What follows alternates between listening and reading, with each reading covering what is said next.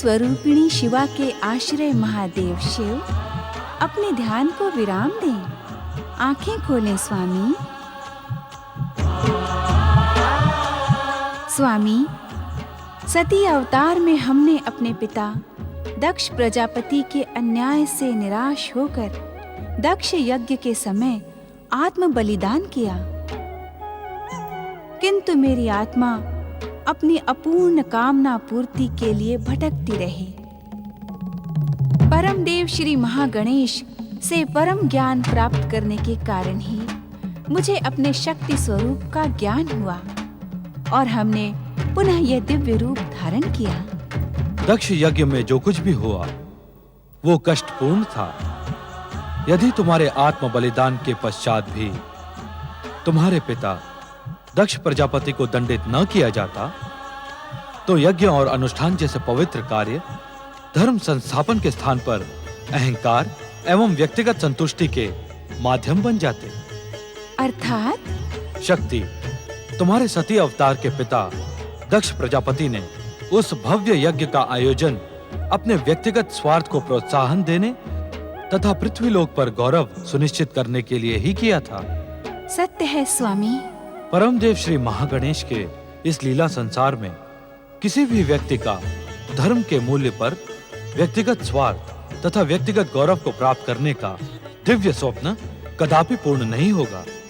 धर्म और अनुष्ठान का उद्देश्य जन कल्याण, लोकहित तथा जीव मात्र का उद्धार ही हो सकता है, व्यक्तिगत स्वार्थ की पूर्ति नहीं। अर्थात सती स्वरूप में दक्ष यज्ञ के समय मेरा आत्म बलिदान उचित था स्वामी। हाँ देवी शक्ति, दक्ष यज्ञ का ध्वंस करके आपने व्यक्तिगत स्वार्थ संतुष्टि की जन्म ले सकने वाली अनुचित परंपरा का सदा सदा के लिए अंत कर दिया। इसके पश्चात कोई भी पृथ्वीवासी धर्म के मूल्य पर अपनी स्वार्थ सिद्धि पूर्ण करने के लिए दुस्साहस नहीं करेगा। आपके कल्याणकारी वचनों को सुनकर मेरा चित्त शांत हो गया। अब शिव की शिवा पुनः शिव से ही एकाकार होने की इच्छुक है। तुम्हारे बिना हम अपने आप को अपूर्ण तथा रिक्त अनुभव कर रहे थे। आओ, हमारे अस्तित्व में समाकर अपना स्थान ग्रहण करो।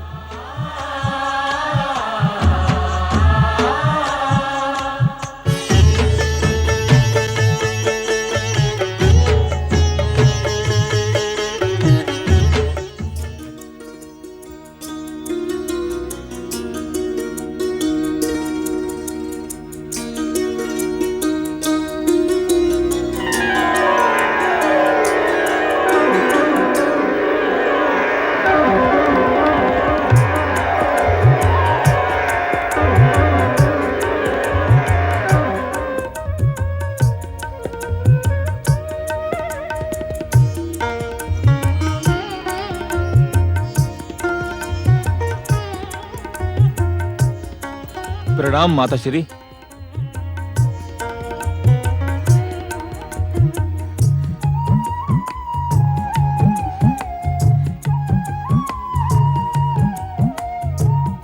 मुझे विश्वास नहीं होता कि तुम दीति के पुत्र हो।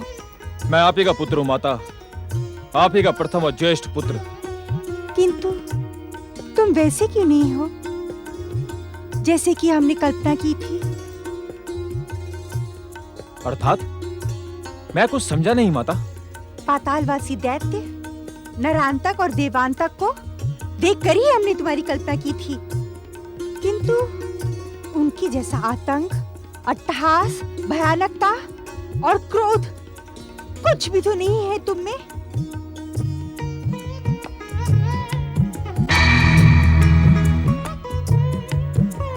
श्री गणेशाय नमः। पुत्र जन्म की तुम्हें हार्दिक बधाई देवी दीदी। तुम्हारा मनोरथ पूर्ण हुआ। हाँ हाँ दीदी, मेरी ओर से भी आपको अनेकानेक बधाइयाँ। प्रणाम पिताश्री। आयुष्मान भव पुत्र। देवी दीदी, तुम्हारी इच्छा पूर्ति के लिए हमने अपने आराध्य श्री महागणेश की आराधना की थी। इसी कारण तुम दानव और मानव की महान संस्कृति के प्रतीक हो। अर्थात अर्थात इसका मन मानव के समान सौम्य और सदाचारी है, किंतु शरीर दैत्यों के समान कठोर है। पुत्र, देवी अदिति भी तुम्हारे लिए माता के समान है। इन्हें प्रणाम करो। प्रणाम माताश्री। कीर्तिमान भव पुत्र। तुम्हारा शरीर मेरे पुत्र इंद्र के वज्र के समान ही कठोर है। इसी कारण मैं तुम्हें वज्रांग ही कहूंगी। तुम्हें युद्ध में अपने अभेद्य शरीर के कारण कोई भी परास्त नहीं कर तुम्हें युद्ध में अपने अभेद्य शरीर के कारण कोई भी परास्त नहीं कर सकेगा। अदिति, मेरे पुत्र के कठोर शरीर की तुलना अपने पुत्र इंद्र के वज्र के साथ करके तुमने मेरा अपमान किया है। आशीर्वाद देते समय भी तुम्हारी दुष्टता स्पष्ट है। दीदी, मैंने तो वज्रांग को युद्ध में अपराजित रहने का आशीर्वाद भी दिया है। दिति पुत्र को किसी के भी आशीर्वाद की आवश्यकता नहीं है। तुम इस कारण प्रसन्न हो रही हो ना कि मेरा पुत्र देवांतक और नरांतक की भांति आतंकी और भयानक नहीं है। नहीं दीदी नहीं, तुम अन्यथा सोच रही हो। तो अन्यथा ही सुन लो। मेरी महत्वाकांक्षा इसे देवांतक और नरांतक से भी अधिक भयानक बना देगी। हाँ। देवी दीदी, तुम्हारी दुर्भावना हर बात को कितना अनुचित रूप दे देती है। इसके उत्तरदायी आप हैं। आप ऋषिवर, आपने अपने पाखंड का परिचय देने के लिए मेरे साथ कितना क्रूर परिहास किया है। ये तुम क्या कह रही हो दीदी? तुम्हारा पुत्र तो हमारे आराध्य श्री महागणेश की कृपा का प्रमाण है। आयु के कारण आपकी स्मरण शक्ति क्षीण हो गई है ऋषिवर।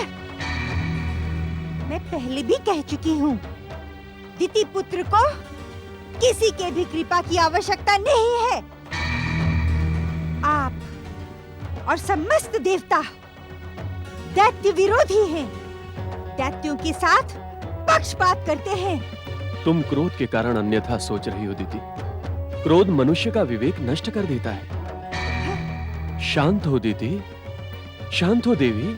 ऋषिवर, मेरा क्रोध तुम दोनों को भस्म कर दे, इससे पूर्व इस कक्ष का त्याग कर दे। जाओ।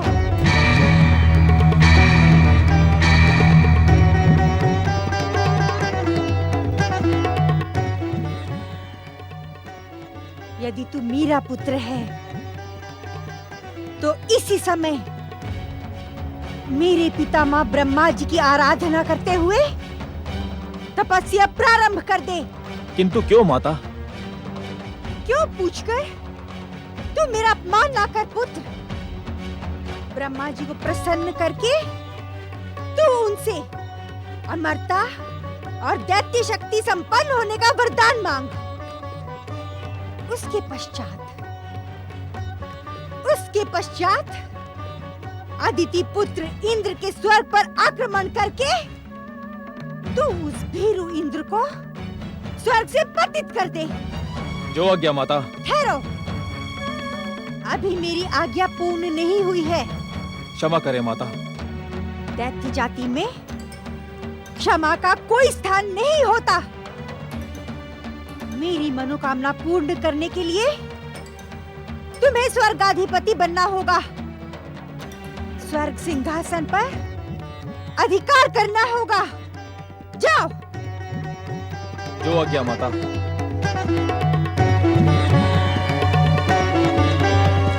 ओम महागणेशाय नमः स्वाहा।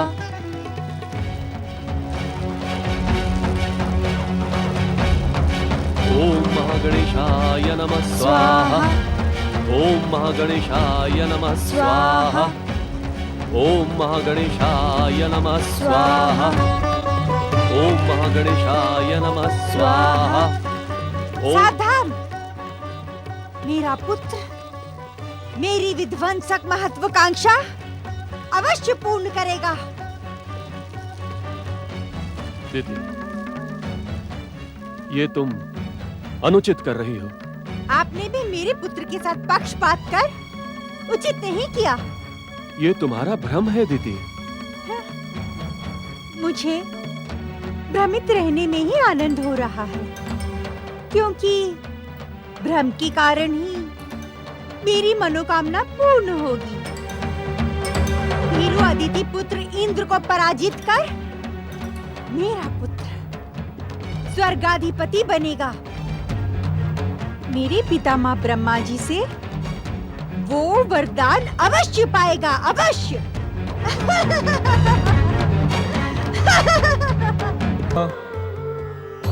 ओम ब्रह्मणे नमः। ओम ब्रह्मणे नमः। ओम ब्रह्मणे नमः। ओम ब्रह्मणे नमः। ओम ब्रह्मणे नमः। नारायण नारायण। ओम ब्रह्मणे नमः।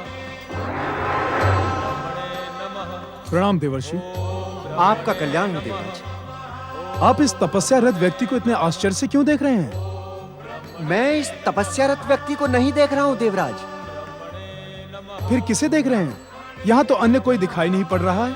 देवराज, मैं तो दिति पुत्र वज्रांग की तपस्या के पीछे छिपी इसकी माँ की महत्वाकांक्षा को देख रहा हूँ। नारायण नारायण। माँ की महत्वाकांक्षा? हाँ देवराज, दिति पुत्र वज्रांग ने अपनी माँ की महत्वाकांक्षा एवं मनोकामना पूर्ति के लिए ही ब्रह्मदेव की तपस्या प्रारंभ की है। नारायण नारायण। मैं कुछ समझा नहीं देवर्षि। देवराज, आप समझे नहीं अथवा समझकर भी ना समझने का अभिनय कर रहे हैं आप। नारायण नारायण। परिहास न करें देवर्षि, स्पष्ट बताएं, वज्रांग की तपस्या का उद्देश्य क्या है? देवराज, स्पष्ट बहुत तीखा है, संभवतः आप उसे सुन ना सके। भूमिका न बनाए देवर्षि, शीघ्र बताएं, वज्रांग की तपस्या का उद्देश्य क्या है? देवराज, आपका अहंकार आपके विवेक को नष्ट कर रहा है। आप उत्तेजना में ऋषि मुनियों का अपमान करने से भी भयभीत नहीं होते हैं। नारायण नारायण। स्वर्गाधिपति देवराज इंद्र संसार की कोई बात से भयभीत हो ही नहीं सकते हैं। क्षमा करें देवराज, पातालवासी दैत्य देवांतक ने तो आपको भयभीत कर ही दिया था। नारायण नारायण। किंतु आज मैं पुनः स्वर्गाधिपति हूं। देवांतक कहाँ गया? सावधान देवराजेंद्र, सावधान। दिति पुत्र वज्रांग ने स्वर्ग पर अधिकार करने की मनोकामना से ही ब्रह्मदेव की तपस्या प्रारंभ की है। नारायण नारायण। ओम ब्रह्मणे नमः। मुझे आपके कथन पर विश्वास नहीं। भला आपको वज्रांग की तपस्या का उद्देश्य कैसे ज्ञात हो गया? गंग गंग गंग गंग गंग। देवराज, क्या आपकी मति मारी गई है जो आप मेरे ज्ञान पर शंका कर रहे हैं? मैं तो आपको यही परामर्श दूंगा देवराज कि आप इस समय केवल स्वर्ग सिंहासन की चिंता करें।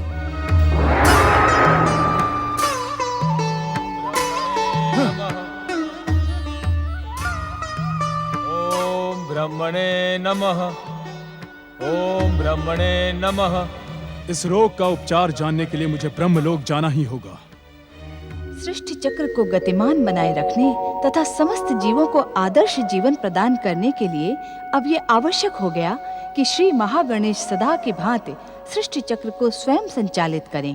परम देव श्री महागणेश ने निश्चय कर लिया कि अब संसार को धन ऐश्वर्य की देवी लक्ष्मी और विद्या ज्ञान की देवी सरस्वती की कृपा प्राप्त हो। इस निश्चय को पूर्ण करने के लिए श्री महागणेश ओमकार ध्वनि के साथ आकाश में प्रकट हुए।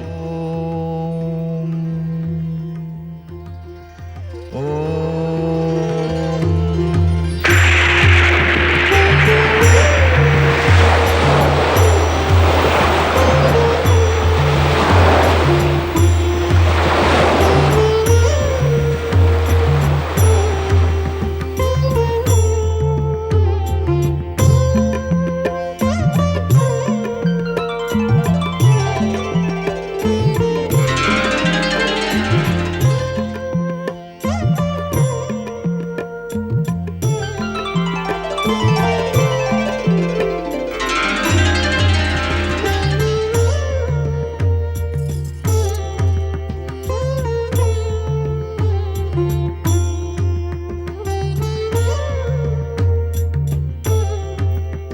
देव श्री महागणेश, कैलाशपति शिव के शक्ति के समान मैं सृष्टि के रचनाकार श्री ब्रह्मदेव की अभिन्न जीवन संगिनी हूँ। मेरे अभाव में ब्रह्मदेव की सृष्टि रचना अपूर्ण है।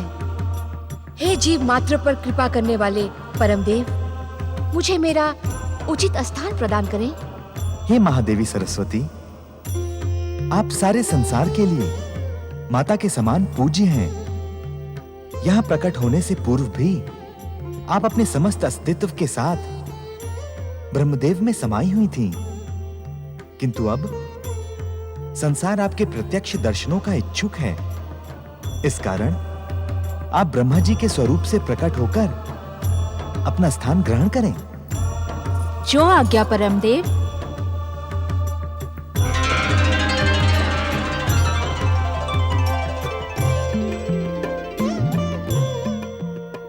परम देव श्री महागणेश, मैं सागर कन्या महालक्ष्मी हूँ। आपकी इच्छा मात्र पर सारे संसार को लाभ और वैभव की श्री प्रदान करना मेरा कर्तव्य है। मैं जगत पालक जगदीश्वर श्री हरि विष्णु की चिर संगिनी हूँ। आपकी आज्ञा से मैं वैकुंठवासी श्री विष्णु के चरणों में अपना निवास बनाने की इच्छुक हूँ। हे महादेवी महालक्ष्मी, आप जगत पूज्य हैं। आपकी आराधना तथा कृपा के बिना संसार का कोई भी प्राणी वैभव तथा श्री संपन्न नहीं हो सकता। हम आपकी इच्छा का आदर करते हैं। आप वैकुंठ जाकर अपना योग्य स्थान ग्रहण करें। जो आज्ञा